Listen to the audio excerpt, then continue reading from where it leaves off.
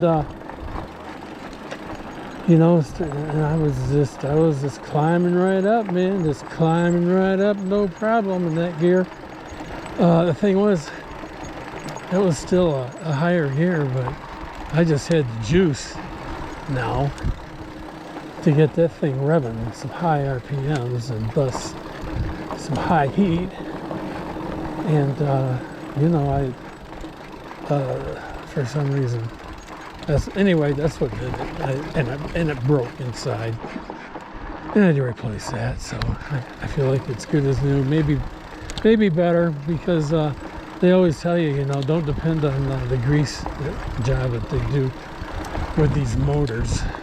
You know, you should take it apart before you even mount it and grease it up real well. And I can say, yeah, I could say yes. That is what you need to do. I was really bad. Hi. To you too.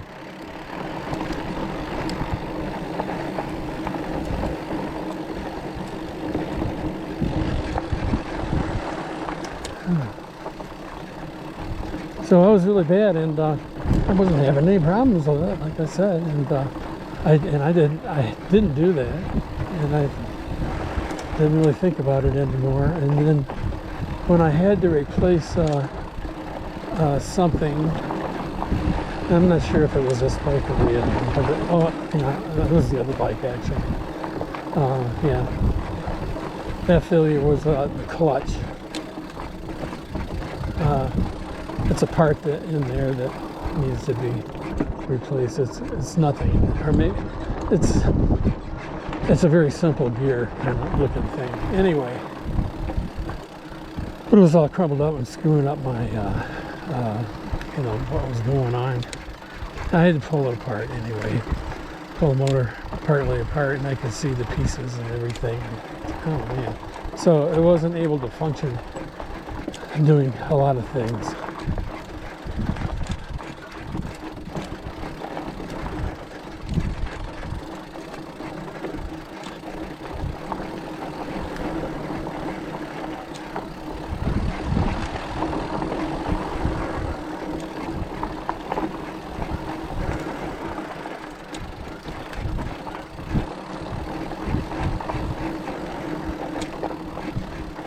So anyway, when I pulled that apart, I could see that, well, there must have only been just a little bit of grease, not a lot. And what was there was pretty much all dried up and caked and all around the edges of the inside of the housing and that. And man, it was bad.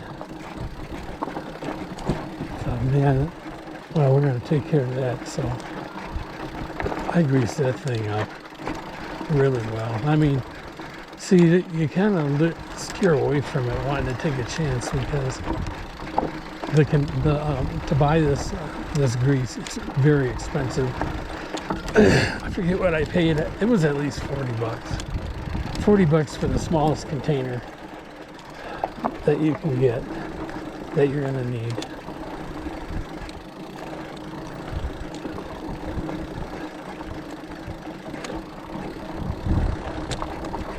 But I did get it pretty soon, and was waiting for when I was going to need it. I knew I would. And then, yeah, so when I opened that up and to replace that clutch, then I greased that thing so much. Man, I almost filled that whole well in there with grease and spread it all around the gears, the big gears and everything. Put it back together, and wow, that thing's gonna be humming good for a long time, I do believe.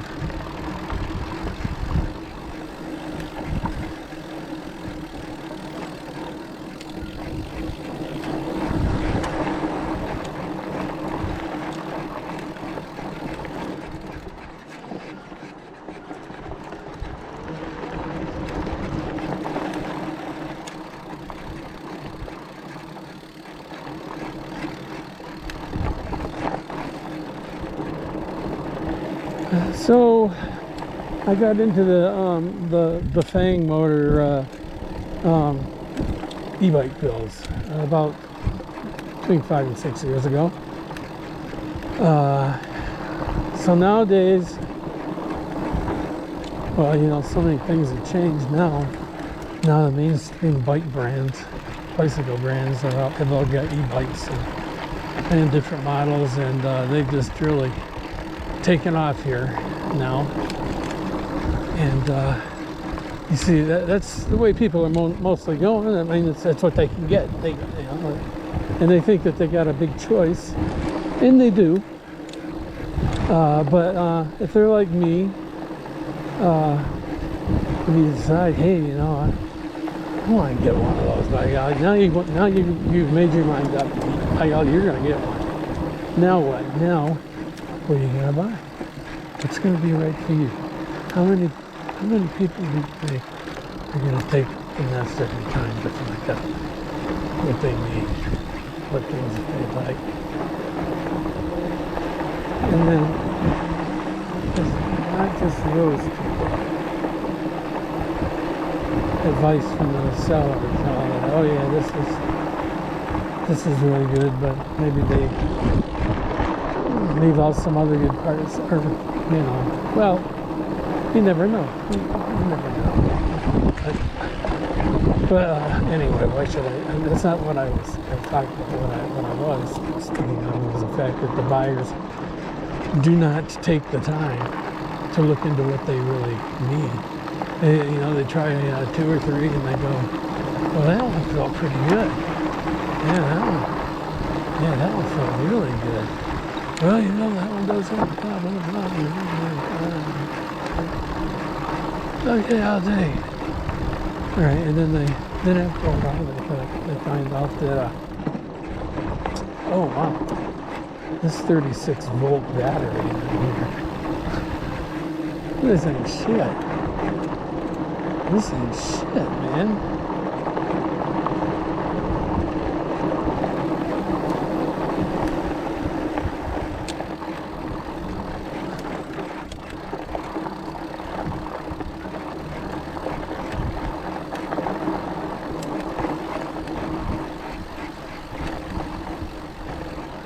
So with 36 volts, you're not going to get your high power for very long. Whatever high power you have, depending on the motor you got in it. So, you know, you can get screwed like that.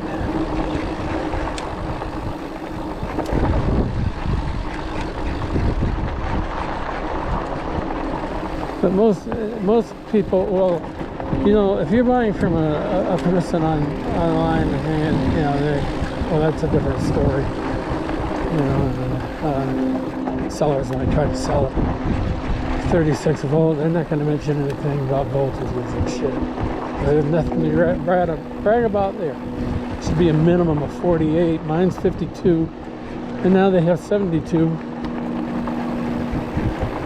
Haven't looked into that too much, but it's not necessary. There's too much I'd have to change over for what little I would gain, if anything, because you know, all my chargers and everything's set up for 52 volts.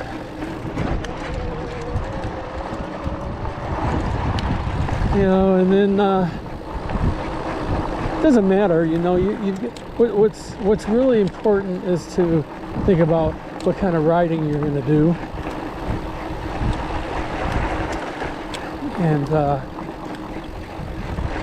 as to what kind of a frame to get and stuff. So yeah, your basic frame is really important, because all the other shit on there you can change later. You know, most of it, not all the time, but you know.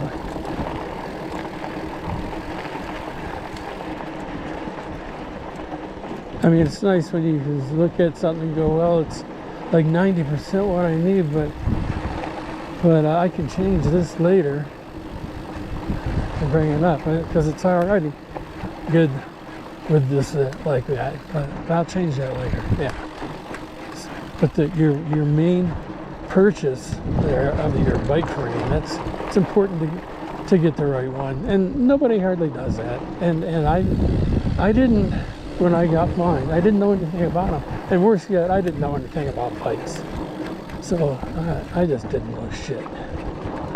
But I saw it online for $9.99, free shipping for this e-bike.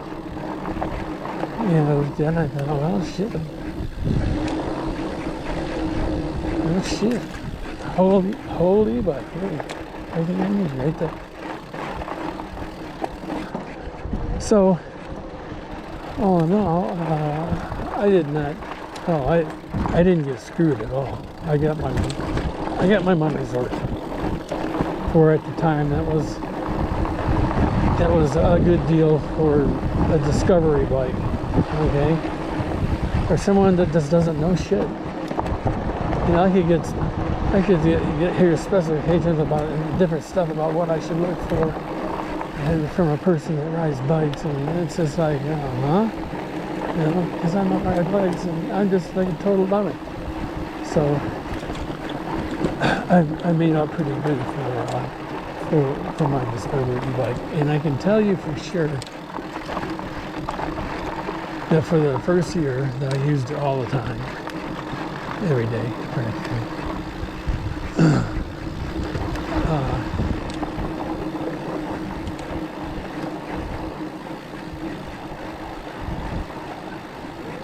It was fun. Yeah, so I guarantee for a year. It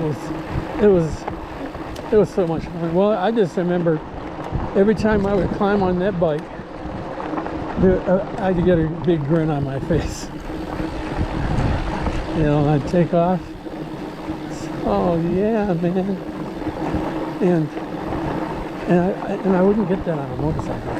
No, that would not happen. But on the bicycle, hell yeah. It made me grin, and it took several months for that grin to get wiped off my face. It was such a whole different experience.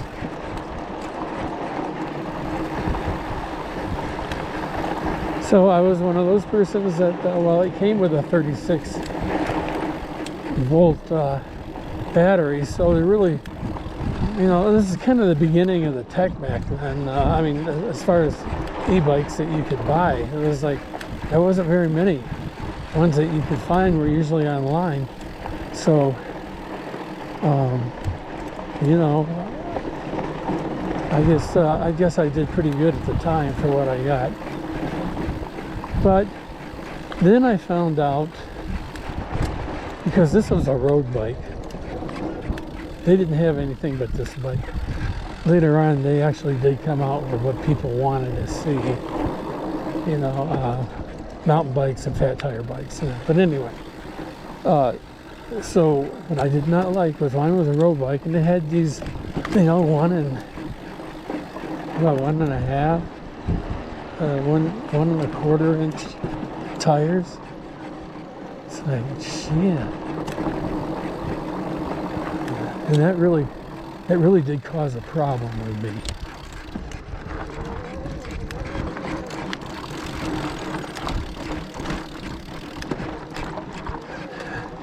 It did because, well, I avoided water at all costs. I would never ride that bike when you know, in rainy weather for sure. Not that I hadn't got caught a couple of times in it and was forced to, but it's a scary situation with those tiny tires. And I've had my worst accident with that bike, and going across a bridge, and there was a pool of water with a bunch of loose, fine red rock sand in there, and it was just slick. You wouldn't believe how slick it was. And I remember knowing it and going really slow when because I had to go through it and had to make a 90-degree turn to the left for the road to continue that way.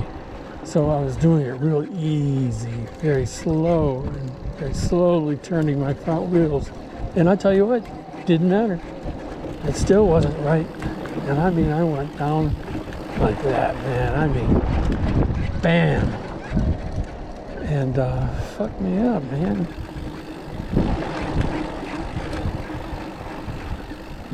You know, after that,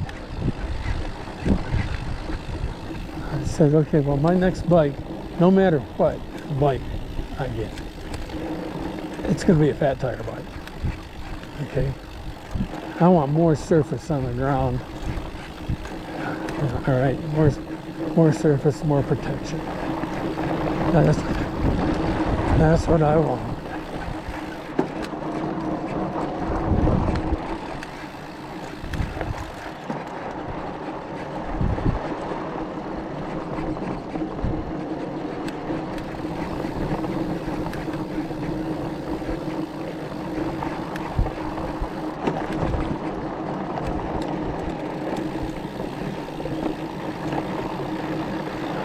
Now, the other thing that I didn't like about it, that I didn't know, you know, what to look for, so I thought they were all like that, was, well, the way the frame is on that bike, I guess because it is a road bike design, I don't know, but it was like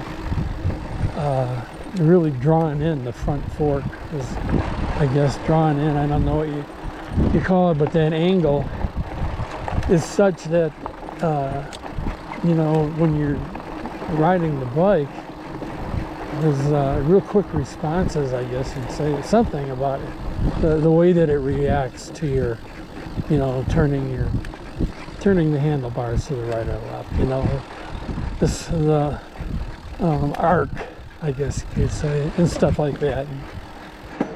You know, I didn't like that, and I really found out I didn't like it when I tried the other bikes that I've had since. It's like, yeah, man, no more of this shit. So knowing what I know now, I would avoid that bike like the plague. But being the dumbass I was before, I didn't know any better.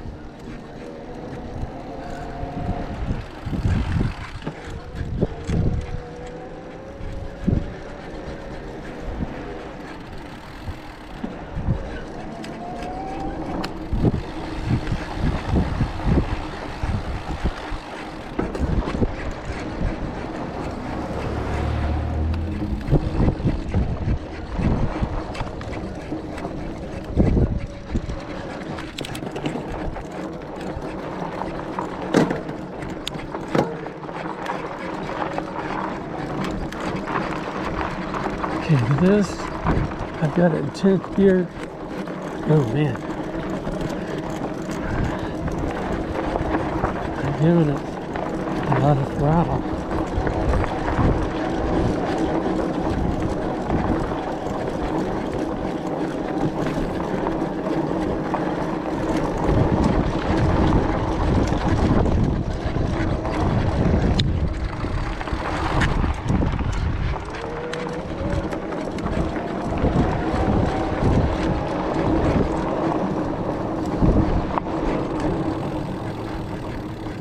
I got some more climbing to do.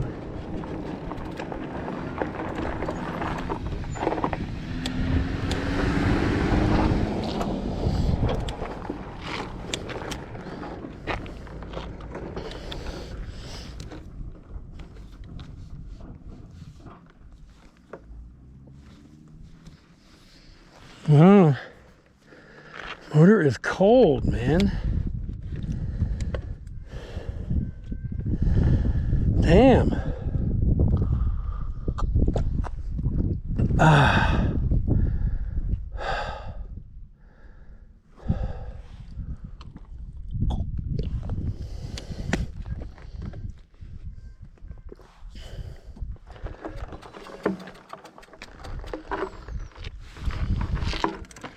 That's very cool.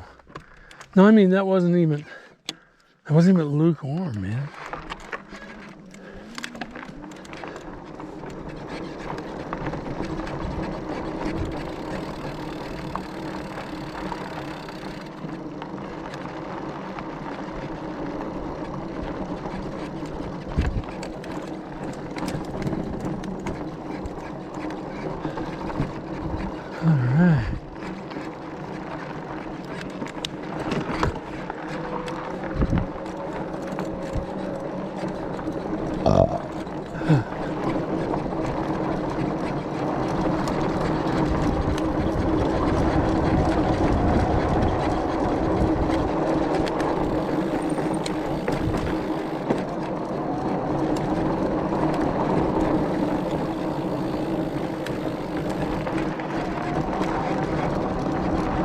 I'm such an asshole. I swear. Everybody's an asshole. Including me. Okay.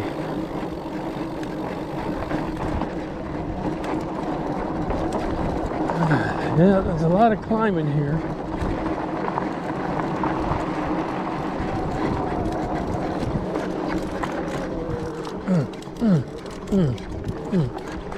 Oh, should have probably got the gear there.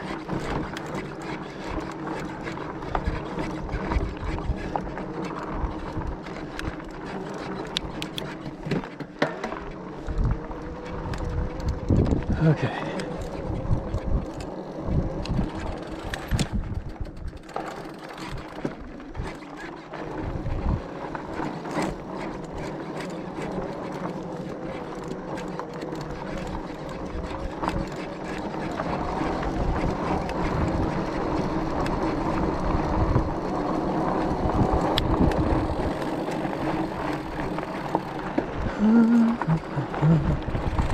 No camping, but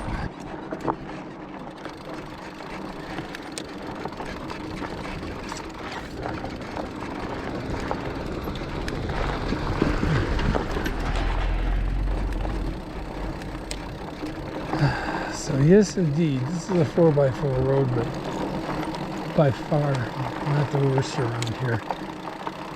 This is pretty tame, and you know, somewhat technical for an e-biker, depending on their skills. I mean, it's just the fact that